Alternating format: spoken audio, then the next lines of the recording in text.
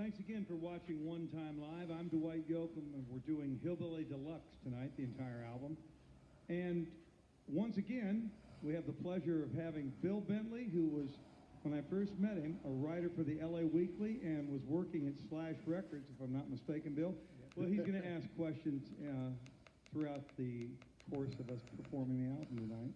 Well, my first question tonight, Dwight, Guitars, Cadillacs, etc., went to #1. Very successful. So Yeah. you're going to make your second record. A lot of people have trouble with that. What did you want to do with Hillbilly Deluxe? The rest of Guitars, Cadillacs, which is why, that's what it felt like. We were ready. I mean, I remember during the tour for Guitars, Cadillacs, I wrote the opening track on the back of the bus. I was sitting, God, I'm trying to remember where I was when I came up with it. And I knew we were going to come off the road after that year of nonstop, as I said on the last episode. We really literally spent almost 10 months straight after Honky Tonk Man went top 5, not coming back. I think it was snow on the ground when we flew out of not in the mountains as we left LA, and there was snow on the mountains when we came back. And, the better part of the year had gone without us in town. We'd been back and forth maybe once, but so I really didn't have, what is it they say, you have your entire life to write your first record, and you have like 3 months to write the second. And that is what it felt like, except that I had, if you go back and listen to the Reprise Please Baby box set, has demo sessions that I mentioned in the last episode I did in these rooms, and what was then United Western Studios. The old Western recorders became United Western, then became Cello, I think, and it's now named East West. But the building is the same, pretty much. The tile floor, the walls are the way that Bill Putnam and Frank Sinatra created it. Back, I think in 1960, this Western Recorders opened here, and United Western was what it was when I came in here and did those demos. So if you listen to the demos, the first 3 albums really have, and all the way into the 4th album, there are songs that weren't on Guitars Cadillacs that were still part of the sort of the 10-song catalog of those demos that are on that Reprise Please Baby box set, and then on the 20th anniversary of Guitars Cadillacs.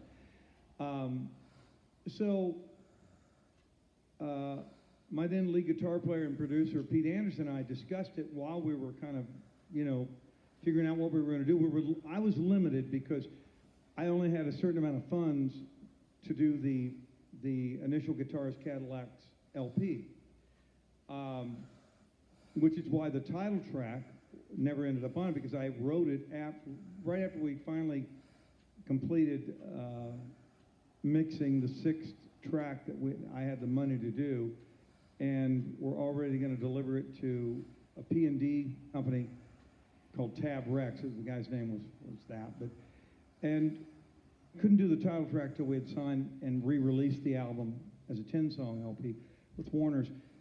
We had gone through and listened and thought about songs, and we edited, because I wanted to illustrate the influences that had been in my life musically. So we did Ring of Fire on the 6th song, and then we covered, of course, Honky Tonk Man on the re-release. And I had songs kind of that, Reading Right Route 23 is an example. That had been written and recorded as one of the demos. I believe the next song we're going to do was one of those songs that was already written, but avoided being on the first album by just the nature of self-editing and my then producer, as I said, Pete Anderson, and I talking about it and saying, well, let's do this. And again, it was a choice of illustrating the influences that had, delivered me to that moment and doing what I was doing musically. Little Ways, I was sitting in the back of the bus by myself, and I just had this idea about a shuffle. I thought, got to come up with a shuffle. I just feel a shuffle. I need something, because the other things that I'd done, I don't know if there was a shuffle in the songs I had demoed, 1981, 82, and came up with that, and it was probably because, and that's why I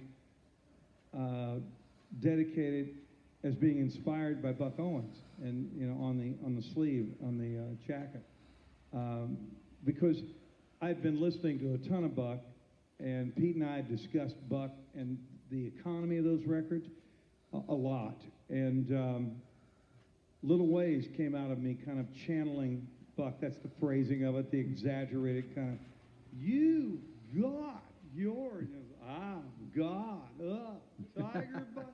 So it had that going, but then it became kind of just my own musical mind, and lyrical thought happening. The consonant and vowels that I was hearing were probably different than something Buck would have come up with, which I think all songwriters are influenced like that, by the echo return, if you will, of other stuff.